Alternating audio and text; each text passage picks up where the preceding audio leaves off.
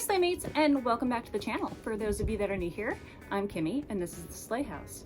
Today I have got a story time for you, and it is a bit of a doozy. It's basically a big reason that I don't trust strangers anymore, and how my 35th birthday got jacked up. This story has a little bit of everything. It has a kitten, it has a douchebag conspiracy theorist mall ninja. It has, how do I want to say this in a YouTube friendly way? Crystal Pepsi. We'll call it Crystal Pepsi. And it has death threats against me. So grab a drink and grab a snack and strap in for this ride. Let's get into it. This story takes place several weeks before my 35th birthday, and I was living in a city much smaller than where I'm living now. And I was going through Facebook and came across a post on a pets page for that city from a woman saying that she had a kitten that was in pretty severe distress and had no vehicle or means to take the kitten to a vet. I decided I would help out and got the address, and was actually only about a block and a half away from where I lived at the time. So I went over there, which of course in hindsight was probably a bad decision.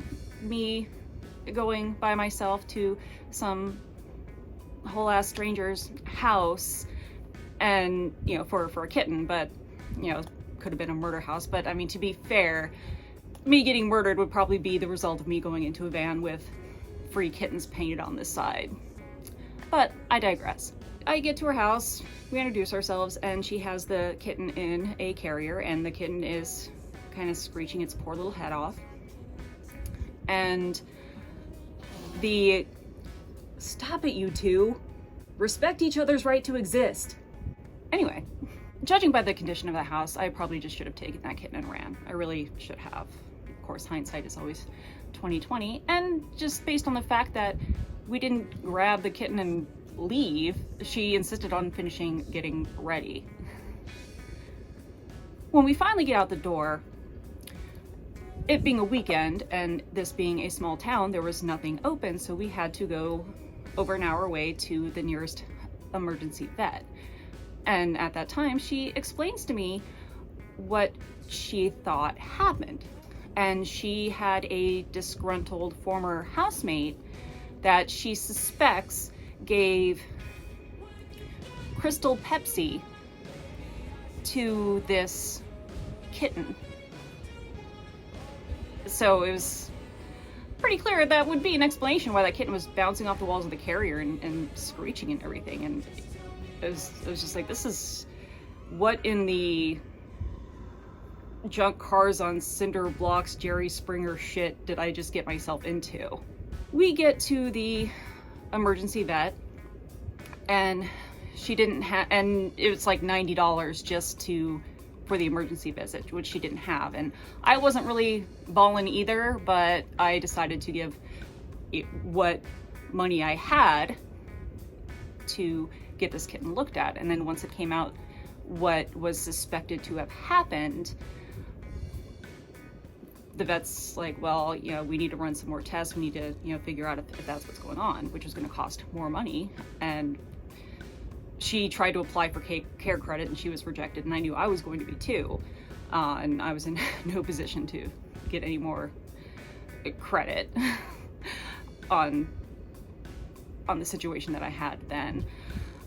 So then the vet suggested, you know, possibly euthanasia. And in the end, we decided to kind of try to take a wait and see approach, and we left. So after the fact, this woman, I mean, she was extremely grateful that I did go out of my way to help her out and at least, you know, try to get the kitten looked at, and kind of called me the kitten's godmother and everything. You know, that was very sweet.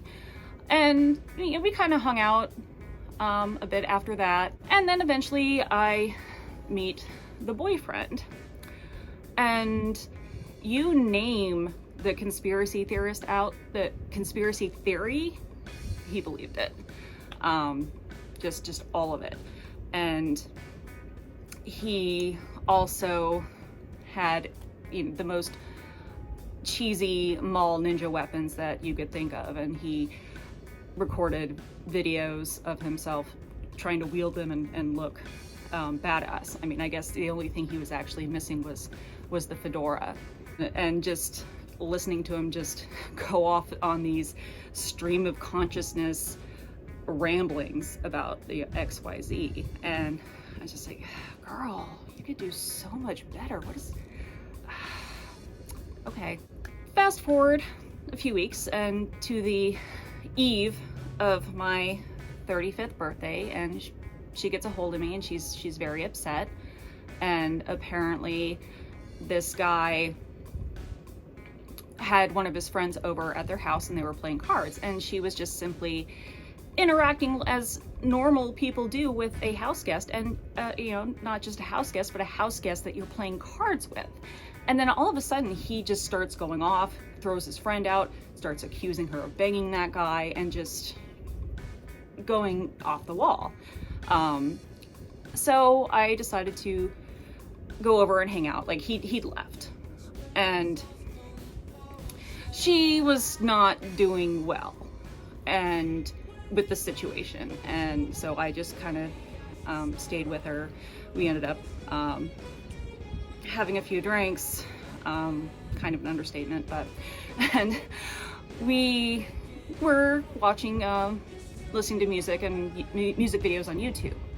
Eventually I put on Sour Girl by Stone Temple Pilots, and then all of a sudden she just gets all weepy and, you know, saying how much that, you know, douchebag conspiracy theorist mall ninja boyfriend looked like Scott Weiland.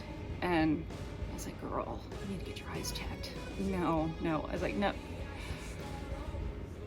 You know, trying to convince her that she's better off in that, away from him and away from his shenanigans. But eventually in the morning I left, and I went home, and then I started getting these messages from her Messenger account, saying that I defiled her by sleeping with her, and, you know, she admitted to it, and everything else, and, you know, all sorts of threats on my person.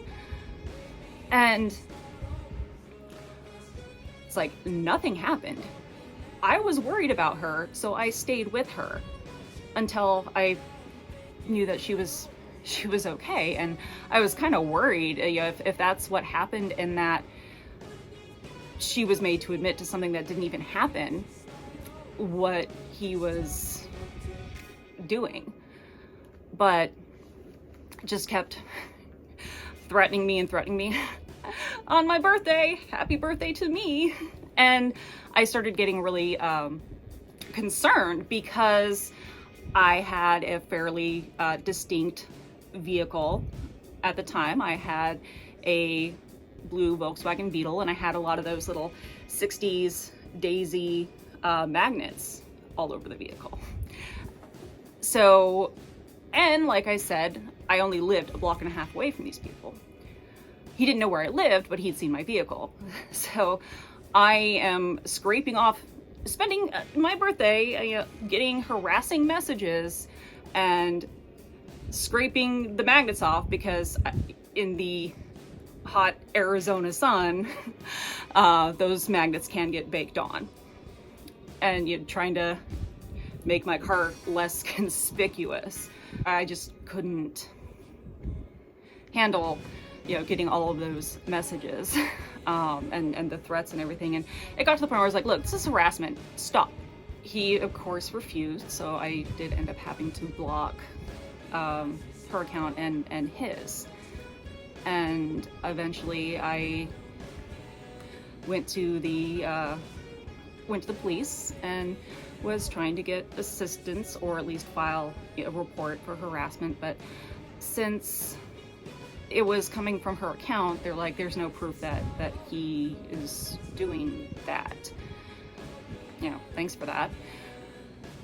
I ended up going back home, and still very concerned for her. And after blocking both of the Facebook accounts, I knew that she was on Instagram as well. So I decided to at least try to leave that channel open if she decided that she wanted help. And I messaged her saying, hey, I'm leaving this channel open. If you need help, let me know. And then I never heard anything back. And so that was one of the, I still, worry about her. I have no idea what happened. And so that was one of my crappier birthdays, getting death threats and scraping magnets off of my vehicle and ignored by the police. If you've made it to this point, thank you. And if you like what I've been doing here, just gently stroke the like and subscribe buttons and stimulate the algorithm. And until it's time to come slay with me, go slay with yourselves. Bye.